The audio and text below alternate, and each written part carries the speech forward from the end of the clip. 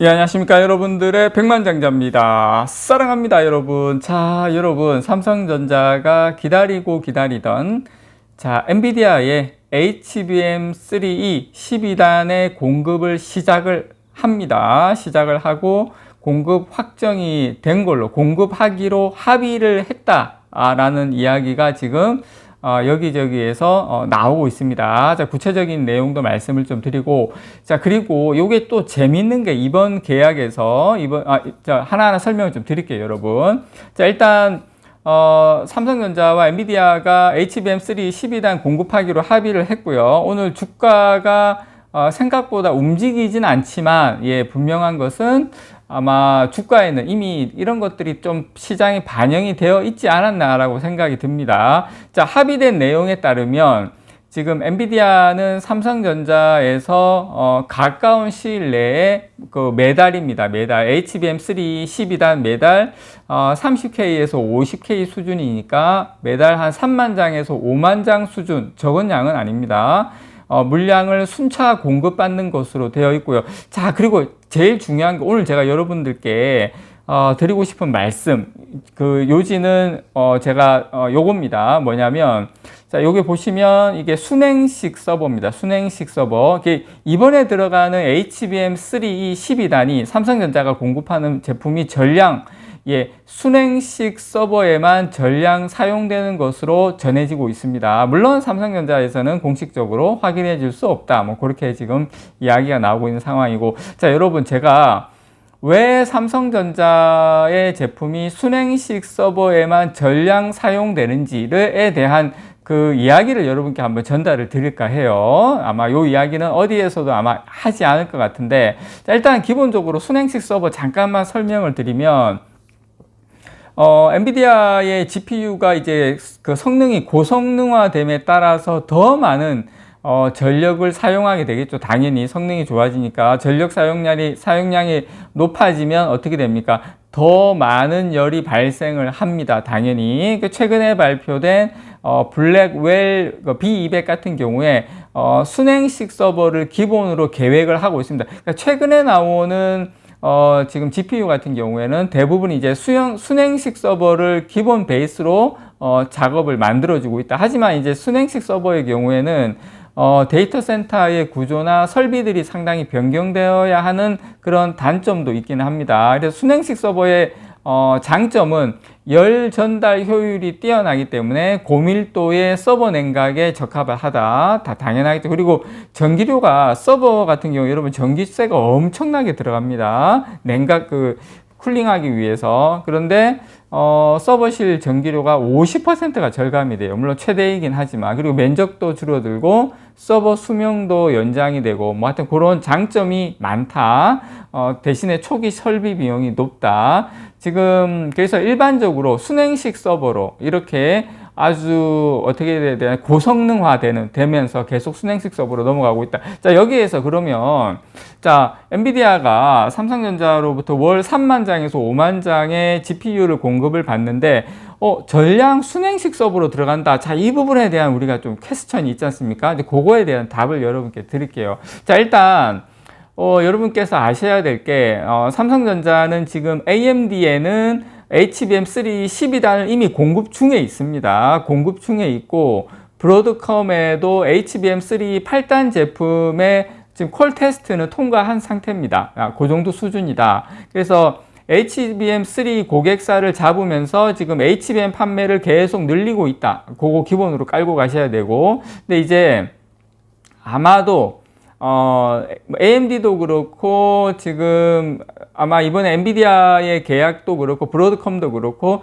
조금 더 낮은 가격으로 우선적으로 제품을 이제 공급을 하면서 삼성전자의 전략은 일단 HBM의 완성도를 높이는 그런 쪽으로 전략을 짜고 있는 것 같아요. 그래서 그동안에 삼성전자 HBM 분야의 문제로 꼽혀왔던 고객사와의 신뢰를 회복하는데 지금 전력을 다 하고 있는데 지금 엔비디아의 HBM3 12단 콜 테스트를 통과한 걸로 보입니다. 근데 제가 생각할 때는 여러분 이번에 순행식으로 전량 들어간다고 했을 때 제가 이런 생각이 좀 들었어요. 그 생각이 든 부분 제가 설명을 여러분께 드릴 건데 저는 한 4분기쯤에 물론 좀 딜레이가 되면 4분기쯤에 또 결과가 좀 나오지 않을까, 또 그렇게 이야기하는 쪽도 있고, 그렇지만 제가 어제도 영상에서도 말씀을 드렸지만 이번 달 아니면 다음 달에는 퀄 테스트가 통과할 거다 했는데, 제가 생각했던 것보다는 빨리 통과를 했어요.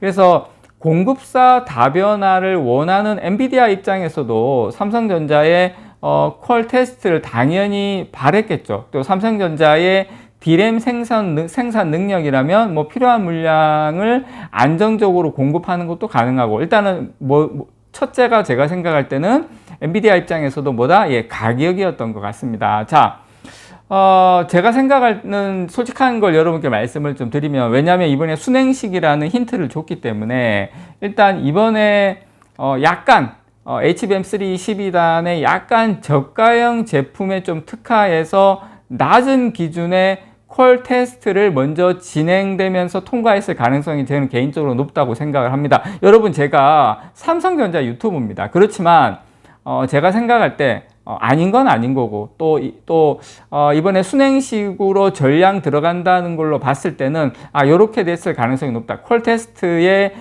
기준이 조금 낮아졌을 가능성이 상당히 높다. 그러면서 가격을 많이 좀 디스카운트 하면서 그렇게 들어가지 않았나. 삼성전자 같은 경우에는 당연히 또 엔비디아에 들어가는 데 의미가 있는 거고, 그리고 어떻게 보면 대량으로 3만 장에서 5만 장이면 엄청난 물량이기 때문에 여기에서 오는 레퍼런스도 무시할 수 없다. 이런 것들이 깔렸다라고 생각이 들고요. 삼성전자의 HBM은 지금까지는 어떤 게 계속 발목을 잡았냐면 발열이었습니다. 발열. 이 발열 문제가 퀄 테스트의 발목을 계속 잡았어요. 그래서 이 부분에 대해서 제가 생각할 때 기준을 조금 낮춰서 우선 통과하는 방향으로 되지 않았을까라는 이거 어디까지 개인적인 생각입니다. 아닐 수도 있습니다, 여러분. 그렇지만 순행식으로 HBM3 12단이 전량 사용되는 것으로 봤을 때는 가격을 낮추고, 그 다음에 어떤 이 제품에 대해서 좀 특화해서 낮은 기준의 퀄 테스트로 이 발열 부분을 통과시키지 않았나. 그래서 그 제품들이 순행식으로 전량 들어가지 않았나. 그래서 기준을 좀 낮춰서 우선 통과하는 방향으로 됐을 가능성도 충분히 높다라는 생각을 여러분께 말씀을 제가 드리는 바입니다. 삼성 대신에 이것도 엄청 의미가 있는 게 어디까지나 레퍼런스입니다, 여러분. 이런 것들이 쌓이면 더 계속 좋아질 수밖에 없다. 그래서 제가 그 전에 삼성전자와 계약을 맺은 기업들을 보면 엔비디아 같은 경우에 발열 등에서 테스트 기준이 상당히 까다로웠어요. 그래서 삼성전자는 조금 더 아마 좀 러프하게 진행이 되지 않았나 생각이 들고요. 특히 이제 이렇게 되면 내년도에 HBM3의 가격은 더 하락할 것으로 보입니다. 뭐 제 생각뿐만 아니라 업계의 전반적인 생각이고, 그리고 이제 HBM4도 공급이 시작이 되면서 구형 모달이 되죠. HBM3 12단이. 공급도 많이 늘어나고, 그래서 경쟁자 진입과 생산 라인 증설 외에 기존 제조사의 또 수율까지 향상이 되기 때문에 가격이 더 낮아질 수밖에 없다. 그래서 삼성전자는 이번에 제 생각에는 아주 좋은 가격을 받지는 않았다. 그렇지만 삼성이 원하는 것은 HBM3 12단이 아니고 HBM 4에 저는 어떤 시장 흔들기가 HBM4에 본격적으로 삼성전자가 아마 전략을 가지고 가지 않을까 생각이 들고요. 다들 아시는 것처럼 삼성전자는 HBM4 샘플을 이미 주요 고객사에 보냈죠. 연내에 고객사의 요구를 반영한 이 CS 이제 커스터머 샘플이죠. 요거까지 이제 보낼 것으로 전망이 되는데, HBM3와 다른 D램을 쓰고 경쟁사보다 또 선당 공정인 원시 D램을 활용한 만큼 아마 삼성전자 이번에 HBM4는 상당히 기대가 저는 개인적으로 하고 있습니다.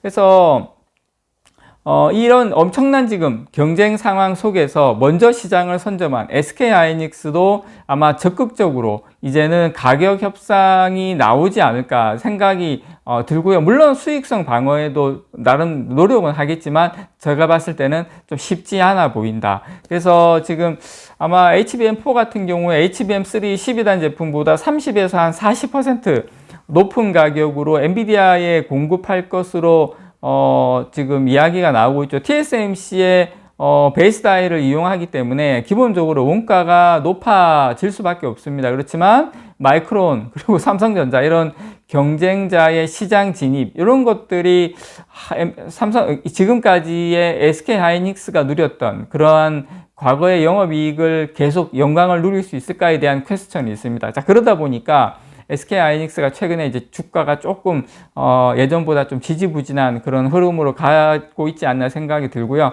어쨌든 HBM3 12단이 중요한 게 아니고 진짜 싸움은 어디에 있다? HBM4에 있다라는 거 여러분들에게 깨알같이 전달을 드립니다. 이상 여러분들의 백만장자였습니다. 사랑합니다, 여러분.